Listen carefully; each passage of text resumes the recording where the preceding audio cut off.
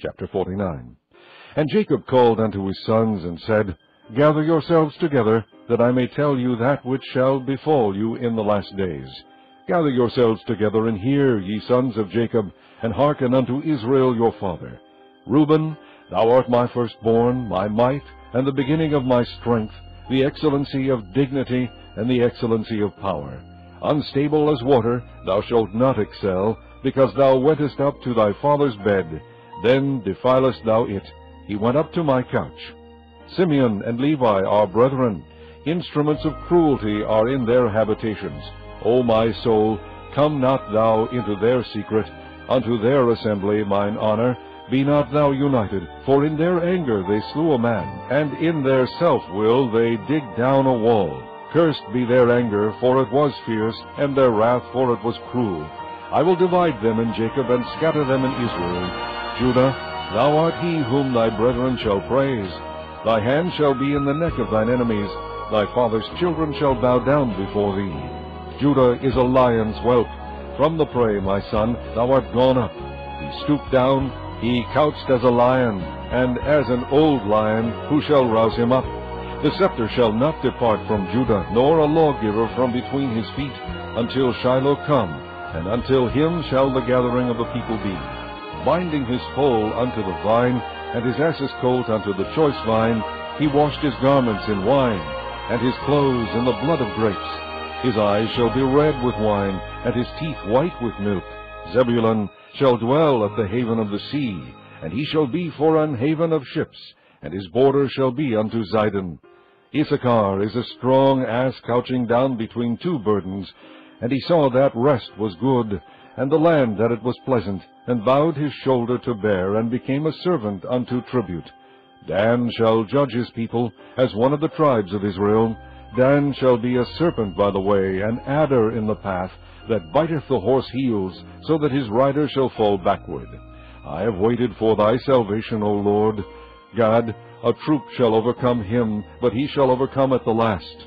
Out of Asher his bread shall be fat, and he shall yield royal dainties. Naphtali is a hind let loose. He giveth goodly words. Joseph is a fruitful bough, even a fruitful bough by a well, whose branches run over the wall. The archers have sorely grieved him, and shot at him, and hated him. But his bow abode in strength, and the arms of his hands were made strong by the hands of the mighty God of Jacob. From thence is the shepherd, the stone of Israel.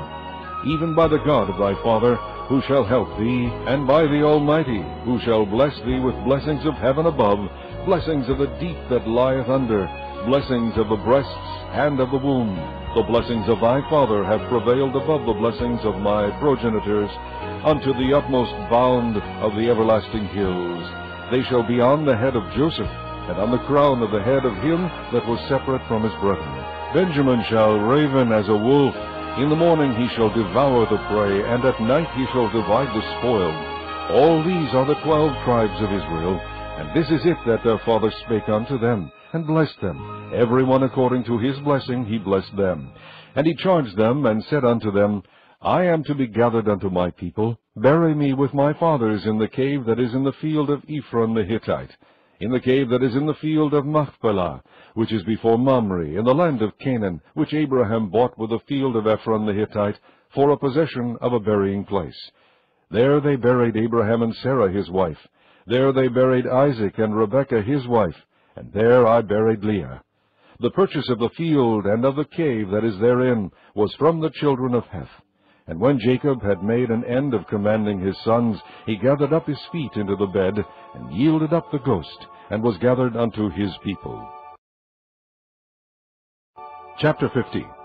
And Joseph fell upon his father's face, and wept upon him, and kissed him. And Joseph commanded his servants, the physicians, to embalm his father, and the physicians embalmed Israel. And 40 days were fulfilled for him, for so are fulfilled the days of those which are embalmed.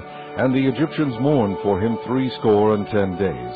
And when the days of his mourning were past, Joseph spake unto the house of Pharaoh, saying, If now I have found grace in your eyes, speak, I pray you, in the ears of Pharaoh, saying, My father made me swear, saying, Lo, I die. In my grave which I have digged for me in the land of Canaan, there shalt thou bury me. Now therefore let me go up, I pray thee, and bury my father, and I will come again. And Pharaoh said, Go up and bury thy father, according as he made thee swear.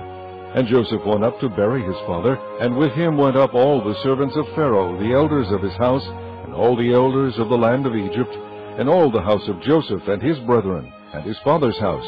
Only their little ones, and their flocks, and their herds they left in the land of Goshen. And there went up with him both chariots and horsemen, and it was a very great company.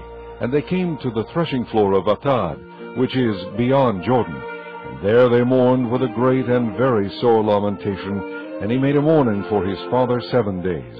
And when the inhabitants of the land, the Canaanites, saw the mourning in the floor of Atad, they said, This is a grievous mourning to the Egyptians, wherefore the name of it was called Abel Mizraim, which is beyond Jordan. And his sons did unto him according as he commanded them. For his sons carried him into the land of Canaan, and buried him in the cave of the field of Machpelah, which Abraham bought with a field for a possession of a burying place of Ephron the Hittite before Mamre. And Joseph returned into Egypt, he and his brethren, and all that went up with him to bury his father, after he had buried his father.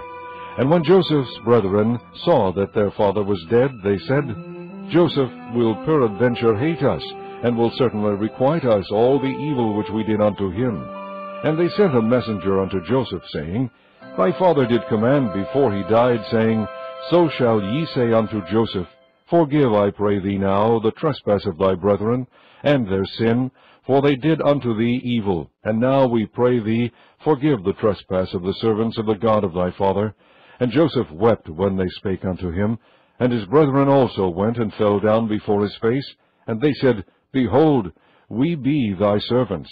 And Joseph said unto them, Fear not, for am I in the place of God? But as for you, ye thought evil against me, but God meant it unto good, to bring to pass, as it is this day, to save much people alive. Now therefore fear ye not, I will nourish you, and your little ones. And he comforted them, and spake kindly unto them. And Joseph dwelt in Egypt, he and his father's house, and Joseph lived 110 years. And Joseph saw Ephraim's children of the 3rd generation. The children also of Machir, the son of Manasseh, were brought up upon Joseph's knees. And Joseph said unto his brethren, I die, and God will surely visit you, and bring you out of this land unto the land which he sware to Abraham, to Isaac, and to Jacob. And Joseph took an oath of the children of Israel, saying, God will surely visit you, and ye shall carry up my bones from hence. So Joseph died, being 110 years old. And they embalmed him, and he was put in a coffin in Egypt.